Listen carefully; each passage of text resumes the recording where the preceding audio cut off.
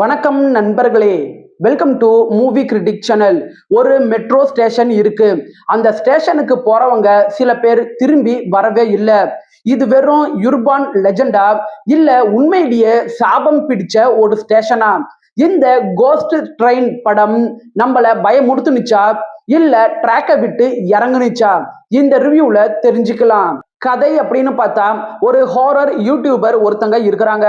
அவங்களுக்கு வியூஸ் குறைஞ்சிக்கிட்டே இருக்கு.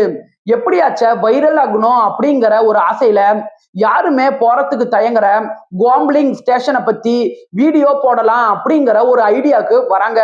ஒரு நாள் அந்த ஸ்டேஷன் மாஸ்டரை சந்திச்சு அவரு மூலமா அந்த ஸ்டேஷன்ல நடந்த விசித்திரமான ரகசியங்களை தெரிஞ்சுக்கிறாங்க. அந்த ஸ்டேஷன் மாஸ்டர் சொல்ற கதைகள் பொறாமை, பேராசை, அழகு மேல இருக்கிற மோகம் இது பத்தி இருக்கு. இதுக்கப்புறம் நடக்கிற சம்பவங்கள் தான் படத்தோட மீதி கதையே. பாசிட்டிவ் அப்படின்னு பார்த்தா, இந்த படத்தோட கிரீப்பி அட்மாஸ்பியர் நல்லாவே இருக்கு.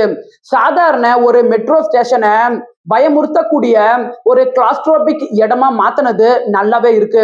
Social media fame, viral, influence culture இந்த மாதிரியான விஷயங்களை ஹாரர் கலந்து சொன்னது படத்துக்கு நல்ல ஒரு லேயரை கொடுக்குது. இந்த படம் 1 மணி நேரம் 30 நிமிஷம் இருக்கக்கூடிய சின்ன படம். குயிக்கா உங்களால பார்த்து முடிக்க முடியும். படத்தை ஒரே கதையா கொண்டுட்டு போவாம சின்ன சின்ன கதைகள் மூலமா இந்த படத்தை நகர்த்தினது நல்லாவே இருக்கு. ஒவ்வொரு கதைகளும் வித்தியாசமான ஹாரர் அனுபவத்தை நமக்கு கொடுக்குது. படத்துல நடிச்ச நடிகர்கள் பர்ஃபார்மன்ஸ் வைஸா நல்லாவே நடிச்சிருக்கிறாங்க. படத்தோட சினிமோட்டோகிராபிக் நல்லாவே இருக்கு. குறைகள் அப்படின்னு பார்த்தா, நீங்க ஹாரர் பட ஃபேனா இருந்தா படத்தோட கிளைமேக்ஸை உங்களால ஈஸியா கெஸ் பண்ண முடியும். சின்ன சின்ன கதைகளை வச்சு இவங்க நகர்த்த முயற்சி பண்ணாலும் அந்த சின்ன கதைகள் அவசரமா முடிக்கப்பட்ட ஒரு ஃபீலை தான் நமக்கு கொடுக்குது. படத்துல ஹீரோயின் கதாபாத்திரத்தோட எமோஷனல் டெப்த் குறைவுதான்.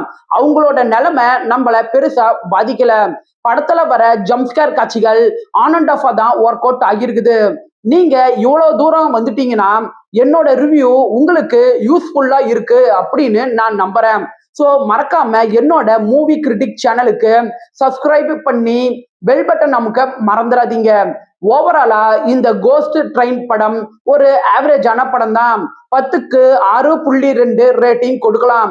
நீங்க ஹாரர் பட ஃபேனா இருந்தா இந்த படம் உங்களை திருப்திப்படுத்துறதுக்கான வாய்ப்பு இருக்கு. இந்த படம் தமிழ் டப்பிங்லயே இருக்கு. விருப்பப்படுறவங்க பாருங்க.